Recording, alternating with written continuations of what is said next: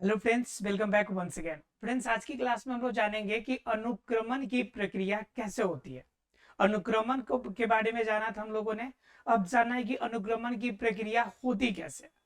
तो देखिए, मैंने कल भी बताया था आपको कि पौधों में अनुक्रमण कैसे होता है, लेकिन आज प्रक्रिया साथ में उसके क्रमक कौन कौन से होते हैं, क्रमक के बारे में जानेंगे।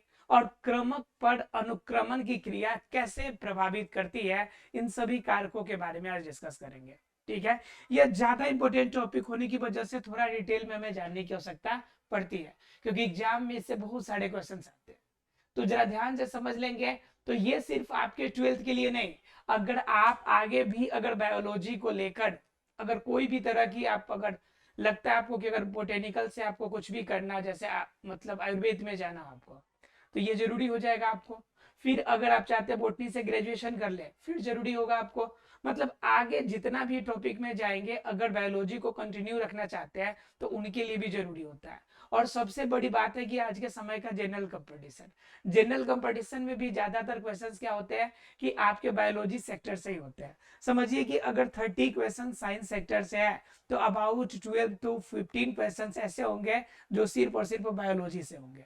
तो समझ सकते हैं कि इन सभी में आपके बायोलॉजी का वेटेज थोड़ा ज्यादा बढ़ जाता है। ठीक है। तो इसलिए आपके लिए जरूरी है कि आप अभी क्या करें, क्रमिक तरीके से बायोलॉजी को समझे। अगर समझते हैं अभी तो आगे के लिए आपका क्या हो जाएगा, थोड़ा इजी हो जाएगा, आगे की राह थोड़ी सी इजी होने लगेगी। चलिए बायोलॉजी के इस टर्म को जरा जानते हैं कि अनुक्रमण की प्रक्रिया कैसे होती है। अनुक्रमण की प्रक्रिया कैसे होती है, अनुक्रमण की प्रक्रिया कैसे होती है। ठीक है। अनुक्रमण की प्रक्रिया के बारे में जानेंगे। तो अनुक्रमण की प्रक्रिया के बारे में मतलब, अनुक्रमण का मतलब क्या, क्रमिक रूप से परिवर्तन। क्रमिक रूप से परिवर्तन, क्रमिक रूप से परिवर्तन, ये बात हमने कल भी चर्चा किया था आप लोगों से कि क्रमिक रूप से परिवर्तन होते हैं। ठीक है।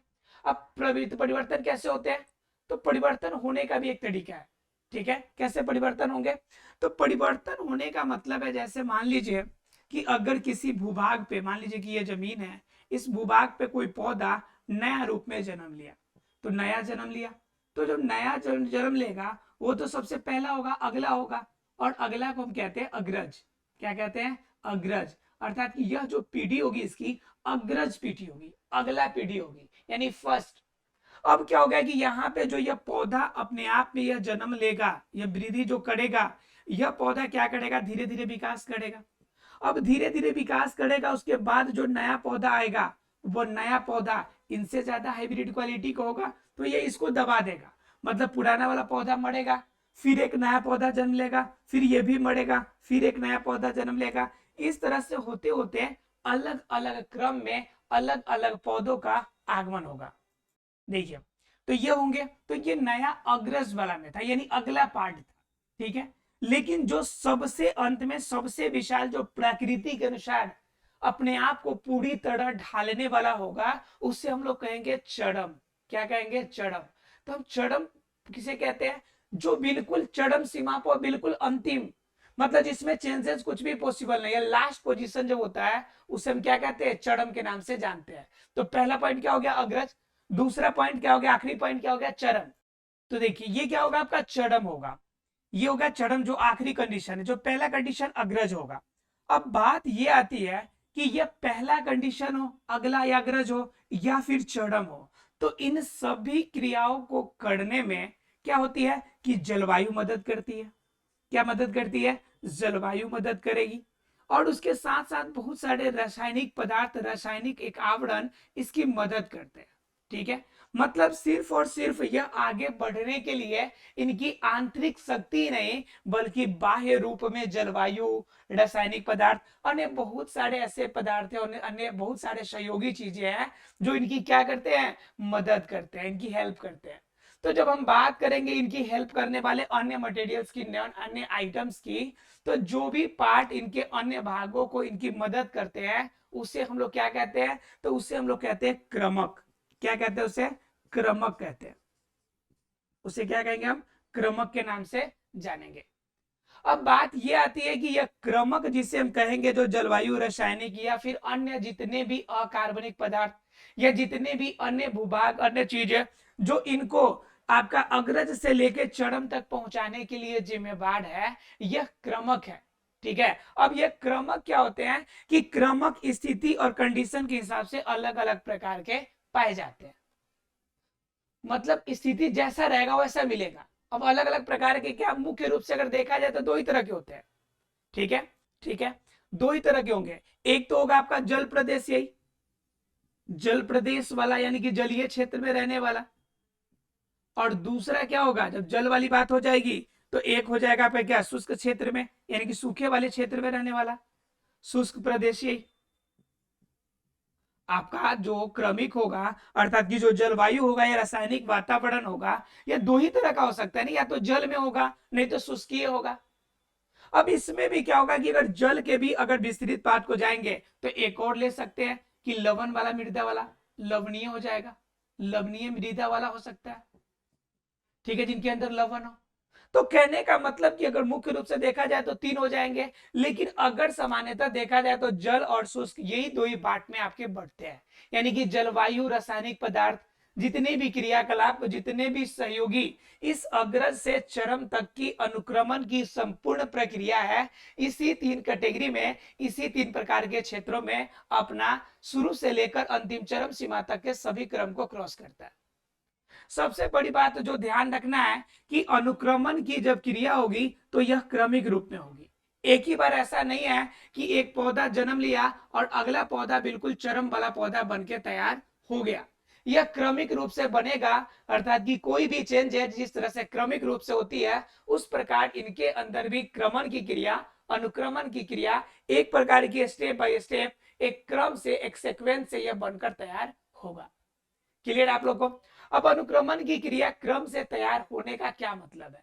क्रम से तैयार होने का सीधा मतलब है कि यह आगे बढ़ने के लिए यह हर एक स्टेप में अपना एक पैदान की तरह काम करेगा और अगले स्टेप में वो आगे बढ़ने की कोशिश करेगा। जैसे देखिए कि यह वायुमंडल में कुछ तरह से, कुछ क्रियाकलापों के माध्यम से अपने आप को जीवित रखा है, लेकिन इसके साथ में अगर कुछ वायुमंडल में परिवर्तन हुआ तो यह अपने आप को गुजर बसर नहीं कर पाएगा, यह समाप्त हो जाएगा। फिर क्या होगा, नया पौधा यहाँ पे अपना गुजर बसर करेगा, फिर उससे भी ज्यादा चेंजेस होगा तो फिर नया पौधा। तो कहने का मतलब जिस तरह से प्रकृति में चेंजेस होंगे, जिस तरह से आपका क्रमक में बदलाव होगा, उनके आधार पे वहां पे रहने वाले जीवों के अंदर अनुक्रमण की क्रिया होगी। ठीक है, तो पहले हम लोग इन सभी के बारे में डिटेल में जानेंगे कि इनके किस क्रमक के अंदर रहने वाले जीवों में किस प्रकार का आपका अनुक्रमण की क्रिया हमें दिखाई पड़ती है। क्योंकि अलग अलग आपका क्रमक है, अलग अलग क्षेत्र है, तो कंफर्म है कि अनुक्रमण की क्रिया भी अलग अलग तरीके से होगी। तो चलिए एक एक करके हम जानने की कोशिश करते हैं। और सबसे बड़ा क्षेत्र की बात कीजिएगा तो जल प्रदेश यही, अर्थात कि जल वाले क्षेत्र में होता है। जैसे देखिए जल वाले क्षेत्र में क्या होता है, एक तो पानी के ऊपर रहने वाले जो आपका जल प्लवक है, जो जल के ऊपर तैरने वाले हैं। एक होता है आपका जो कीचड़ में आधा शरीर हो आधा शरीर बाहर हो, कीचड़ैल वाला। उसके बाद क्या होता है कि कुछ ऐसे भी पौधे होते हैं जो पूरी तरह से मिट्टी में धसे होते हैं, कुछ ऐसे भी ग्रुप होते हैं जो लाइकेन ग्रुप के होते हैं। तो कहने का मतलब अलग अलग क्षेत्र में अलग अलग रहने वाले जल प्रदेशीय क्षेत्र में ही पाए जाते हैं। तो चलिए एक एक करके हम अनुक्रमण की क्रिया सभी के बारे में जानने की कोशिश करते हैं। पहले हम जानेंगे जल प्रदेशीय के तरीकों के बारे में। और जल प्रदेशीय का मतलब सीधा समझ लीजिए, यह जलीय क्षेत्रों में जो अनुक्रमण की क्रिया होगी उससे हम लोग क्या कहेंगे, जल प्रदेशीय अनुक्रमण की क्रिया। क्लियर है आप लोग को? चलिए देखते हैं जल प्रदेशीय अनुक्रमण की क्रिया को। अब जरा पहला नंबर जानेंगे पादप पलवक के बारे में। हम लोग जानेंगे इसके बारे में, जल प्रदेशीय के बारे में जानेंगे। ठीक है, और जल प्रदेशीय के बारे में आप देखिए कि इसके अंदर पहला क्या जानेंगे हम लोग, पादप पलवक के बारे में। आपने सुना होगा नाम पादप पलवक का। जरा देखिए पहला नंबर पादप देखेंगे हम लोग, पादप पलवक के बारे में, पादप पलवक के बारे में। अब जरा ध्यान से समझिए कि पादप पलवक मतलब क्या, पादप पर पलवित होने वाला, मतलब पलने वाला, पौधे पर पलने वाला पादप पलवक। देखिए जो पादप पलवक है वास्तव में जो जल प्रदेशीय क्षेत्र है, उस जल प्रदेशीय क्षेत्र का सबसे पहला आपका होता है और यह एक अग्रणी पार्ट को निभाता है। अग्रणी मतलब क्या, यह अग्रज, यह मतलब फर्स्ट स्टेप को बताता है। फर्स्ट स्टेप अर्थात क्या, कि आपकी जो अनुक्रमण की क्रिया है वह पहले स्टेप में कौन आता है, पादप पल्वक आता है। तो पादप पल्वक फर्स्ट स्टेप में कैसे जाता है, तो जरा समझिए कि मान लीजिए कि यह क्षेत्र आपका क्या है, जल क्षेत्र है। अब बाहर से क्या हो गया, हवा के माध्यम से, ठीक है, जल के बहाव के माध्यम से क्या हो गया कि छोटे छोटे अंग या बीजाणु या इसके शरीर इसके अंदर अर्थात इस जल क्षेत्र के अंदर आ गया। कहां पे आ गया, इस जल क्षेत्र में आ गया। ध्यान से जरा समझिएगा, हवा से आ जाए या बाहरी जल के बहाव के द्वारा इसके अंदर इस जल क्षेत्र में छोटे छोटे अंग, छोटे छोटे पार्ट इसके अंदर आ गए, इसके पार्ट इसके अंदर प्रवेश कर गए, ये प्रवेश कर गए। अब ये छोटा छोटा पार्ट इसके अंदर प्रवेश करेगा, तो प्रवेश करने के बाद इसमें क्या चेंजेस आएगा भाई, तो जब ये प्रवेश इसके अंदर कर जाएगा तो धीरे धीरे वृद्धि और विकास करेगा ना जी, धीरे धीरे वृद्धि और विकास करेगा, धीरे धीरे ये क्या करेगा, वृद्धि करेगा। और जैसे इस क्षेत्र में इन्हें क्या होगा, अनुकूल जगह मिलेगा, इस जल क्षेत्र में जैसे यह अनुकूल महसूस करेगा, अनुकूलताएं देखेगा, अनुकूल महसूस करेगा, वैसे इसके अंदर जनन की प्रक्रिया शुरू हो जाएगी। इनके अंदर अनुकूलन बनेगा तब ना ये जनन करेगा, ठीक है। तो इसके अंदर जो यह आपके नीलहरित शैवाल है, जो शैवाल है, जो डायटम है, जो शैवाल है, जो डायटम है, यही ना इसके आपका कौन होंगे, पादप पल्वक होंगे। यही बाहर से आ गए और धीरे धीरे क्या कर लिए, वृद्धि करना शुरू किए, वृद्धि करना शुरू किए। वृद्धि के बाद थोड़ा सा इसके अंदर अनुकूलता मिली, वृद्धि के बाद ये जनन करना शुरू कर दिए। क्या शुरू कर दिए, जनन करना शुरू कर दिए। जब जनन करना शुरू कर दिया तो बताइए इनकी एक प्रजाति बनेगी कि नहीं बनेगी, तो यह प्रजाति एक प्रकार का उपनिवेश तैयार करेगी। क्या तैयार करेगी, उपनिवेश, एक प्रजाति, एक ग्रुप तैयार करेगी। कौन तैयार करेगी, तो इस जल क्षेत्र में शैवाल और डायटम जो है यह तैयार करेगी उपनिवेश। और जो ये उपनिवेश ये सभी चीजों को तैयार करेगी, यह क्या करेगी, यह एक अग्रणी क्षेत्र, अग्रणी भाग बनाएगी। क्योंकि यही जो डायटम शैवाल जो होंगे, ये इसका उपनिवेश होगा, यह आगे के जीवों के लिए भोजन का काम करेगा। किसका काम करेगा, भोजन का काम करेगा, जो पादप पल्वक के ऊपर अपने आप को क्या करेगा, जीवित रखेगा। तो जब यह सबसे छोटा स्टेप है जो दूसरे के लिए भोजन का काम करेगा, तो बताइए यह पार्ट अग्रणी होगा कि नहीं। इसकी वृद्धि कैसे होगी, तो बाहर से कोई पदार्थ आ जाएगा, उसी से सारा वृद्धि हो जाएगा, और वृद्धि करने के बाद यह एक उपनिवेश तैयार करेगा, और यही उपनिवेश अगले आपका जो होगा अनुक्रमण का अगला पड़ाव जो होगा उसके लिए भोजन का तैयार करने का काम करेगा। यानी अनुक्रमण के अगले स्टेप्स के लिए यह जिम्मेवार होगा। राइट फ्रेंड्स, क्लियर आप लोगों को। चलिए अब मान लीजिए कि पादप पल्वक हो गया। अब पादप पल्वक के बाद बात आती है कि ये क्या होगा, इसके बाद कौन सा आपका पार्ट इसके अंदर आएगा। तो सेकेंड स्टेप की अगर बात करें हम लोग, अब दूसरे स्टेप, ठीक है, अब दूसरे स्टेप में जाएंगे। तो दूसरे स्टेप में पहला पादप पल्वक था, अब हम लोग को जानना है जो कीचड़ के अंदर रहे, और कीचड़ के अंदर छोटे छोटे पौधे जो बन के तैयार हो उनके बारे में जानेंगे, जो मूल रूप से नग्न अवस्था में, मूल रूप में नग्न अवस्था में छोटे रूप, जैसे हाइड्रीला है। तो हाइड्रीला क्या होगा कि एक कीचड़ वाले, दूसरा पहला होता, दूसरे पार्ट में हमें देखना है कि जो निम्नग्नात्मक हो, मतलब निम्न स्तर पर, निम्न स्तर पर जो नग्न अवस्था में हो, नग्न अवस्था में हो, ऐसे पौधे दूसरे कैटेगरी में आते हैं। तो निम्न नग्न अवस्था वाले में क्या आ जाएगा, जैसे आपका मैंने कह लिया हाइड्रीला, हाइड्रीला ये इस कैटेगरी में आएगा। तो भाई हाइड्रीला कैसे काम करेगा, तो यह अपना भोजन क्या करेगा, जो मृत शरीर होंगे इन डायटम के या फिर आपके शैवाल के, इन पदार्थों से अपना पोषक तत्व ये प्राप्त करेंगे, अपना पोषक तत्व प्राप्त करेंगे। और क्या करेंगे, जब ये अपनी समुदाय जब बढ़ाएंगे, तो इनकी समुदाय बढ़ने के बाद जो ये अनुकूलताएं किनको मिल रही थी, शैवाल डायटम को मिल रही थी, इनकी अनुकूलताएं धीरे धीरे समाप्त होगी, क्योंकि ये तो नष्ट करना शुरू करेगा।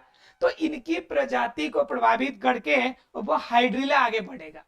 तो पहले स्टेप में तो आपका पादप पल्वक था, लेकिन दूसरे स्टेप में आने के बाद, इनके शरीर को मारने के बाद जो मृत शरीर से जो कार्बनिक पदार्थ बनेगा उन कार्बनिक पदार्थों से पोषक तत्व के रूप में आगे बढ़ाने के लिए यह काम करेगा।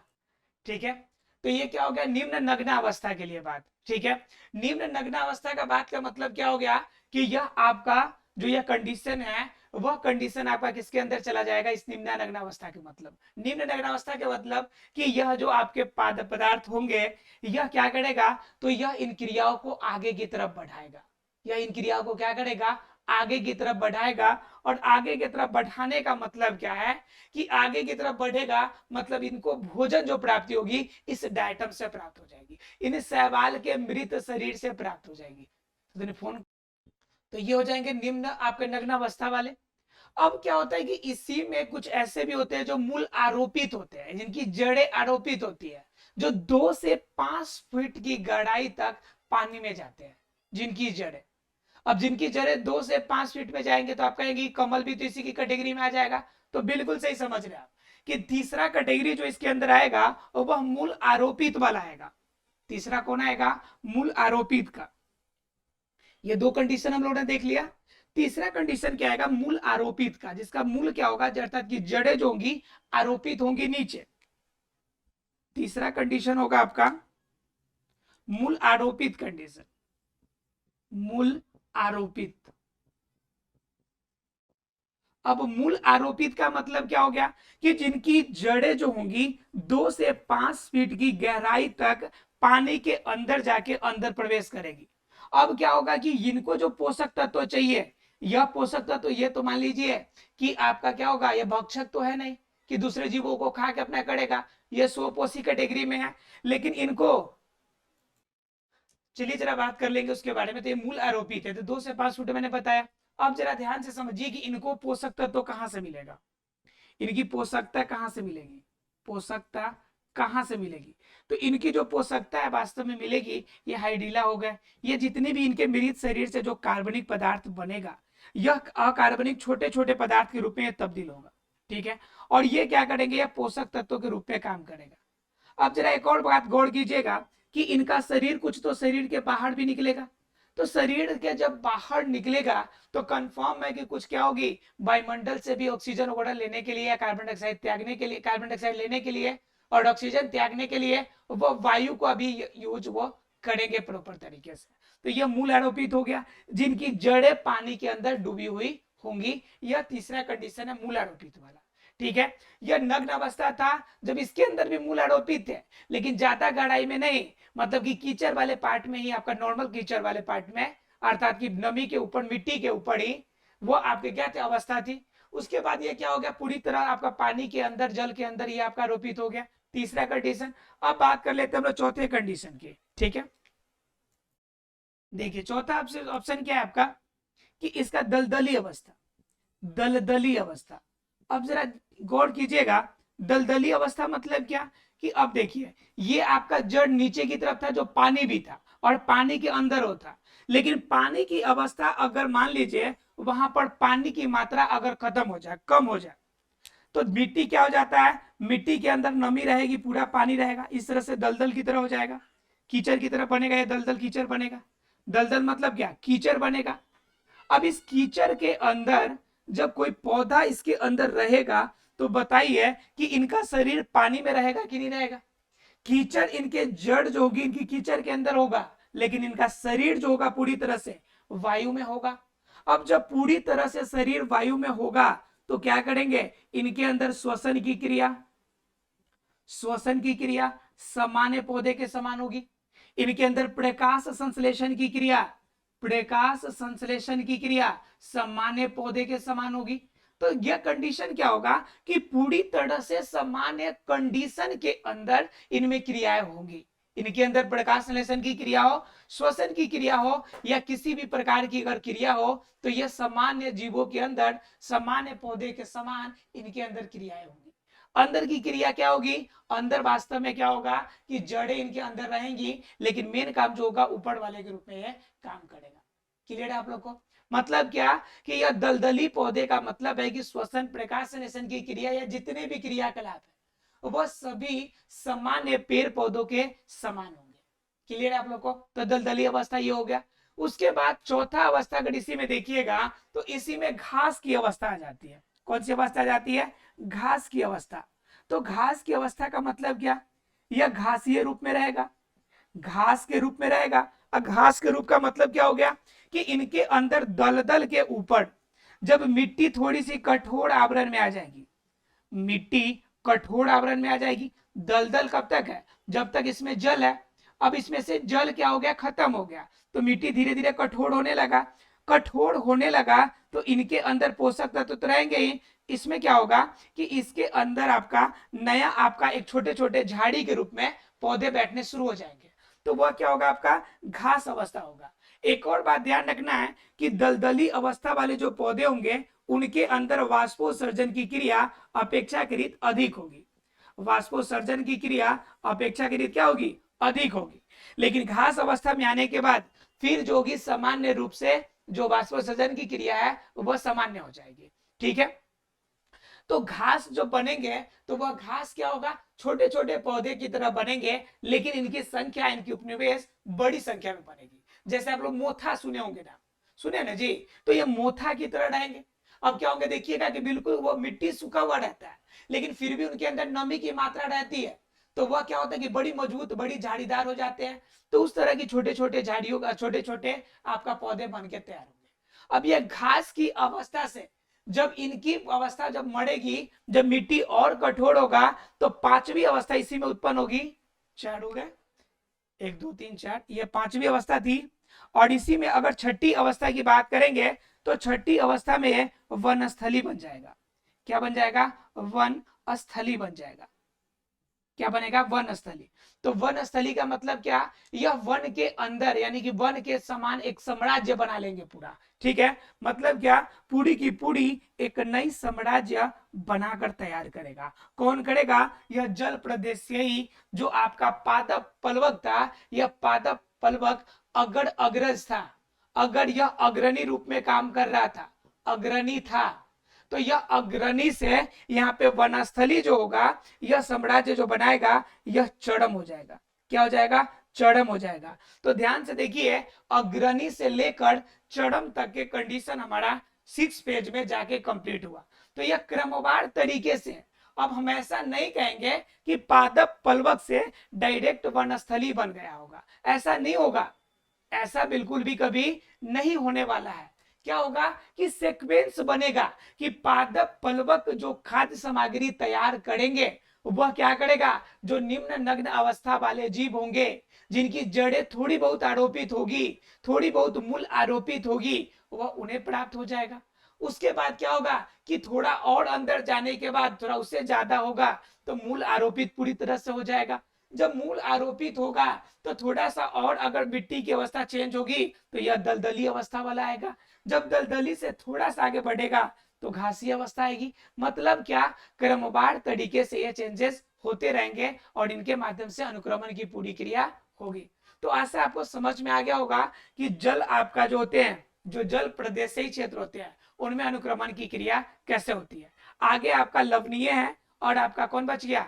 लवणीय बच गया और शुष्क प्रदेशीय। इन क्षेत्रों के बारे में हम अगले क्लास में आपसे चर्चा करेंगे। मिलते हैं अगले क्लास में, तब तक के लिए thank you very much friends.